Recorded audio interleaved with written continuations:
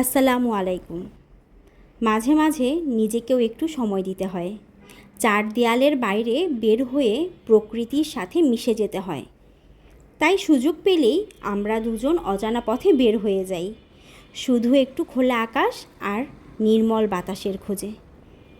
কিছুদিন আগেই ঠিক তেমনই এক বিকেলে বের হয়েছিলাম। আকাশটা ছিল অপূর্ব সুন্দর, যেন প্রকৃতি তার সব ভালোবাসা উজাড় করে দিচ্ছিল আমাদের জন্য। ঘুরতে ঘুরতে চলে গেলাম পূর্বাচল পেরিয়ে হর্দি বাজারে। গ্রাম বাংলার সেই সাজানো গোছানো বাজারটা শহরের এত কাছে, সত্যি মন ভরে গেল। বাজারে নামতেই আমার মিষ্টির দিকে নজর গেল। প্রথমেই শুরু হলো মিষ্টি দিয়ে। যেহেতু আমার মিষ্টি খুব পছন্দ, তাই মিষ্টি দিয়েই শুরু করলাম। মিষ্টি খাওয়া শেষ করে খেলাম মজার মুড়ি মাখা, যেটা এখানে সবার খুব পছন্দের। আমি যেহেতু ঝাল কম খাই, তাই নিজের পছন্দ মতো ঝাল মুড়ি নিলাম, নয়তো বোম্বাই মরিচের ঘুন্নি মাখা সেটা নাকি আরও বেশি মজা ছিল।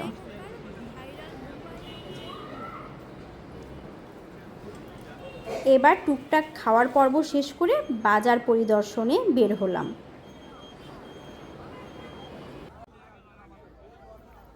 চারপাশে ছিল ভাজা পোড়া খাবারের সুন্দর মিষ্টি ঘ্রাণ, আর ছিল টাটকা টাটকা সবজি, হাঁস মুরগির ডিম, খাঁটি গরুর দুধ। আর সবজিগুলো এত টাটকা, সব কিছুতেই গ্রামের সহজ সরল মানুষের হাতের ছোঁয়া লেগেছিল।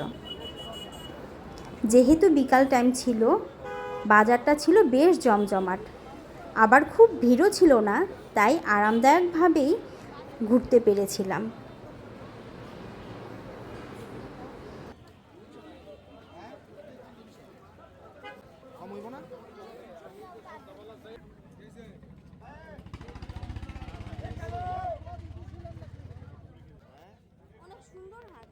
অনেকক্ষণ হাঁটাহাঁটির পর একটু পানির তৃষ্ণা মিটিয়ে নিলাম। তারপর উপভোগ করে নিলাম গরুর খাঁটি দুধের স্বরের মলাই। বেশ অনেকক্ষণ ঘোরাঘুরির পর বাড়ি ফেরার পালা, তাই বাড়ির জন্য নিয়ে নিলাম কিছু রসগোল্লা আর রসমালাই।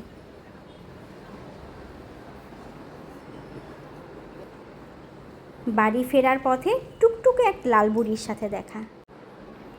ছোট্ট একটা বিকেল, কিছু স্মৃতি রয়ে যাবে সারা জীবন। ভিডিওটা যদি ভালো লাগে, লাইক, কমেন্ট এবং ফলো দিতে ভুলবেন না। ধন্যবাদ সবাইকে। আসসালামু আলাইকুম।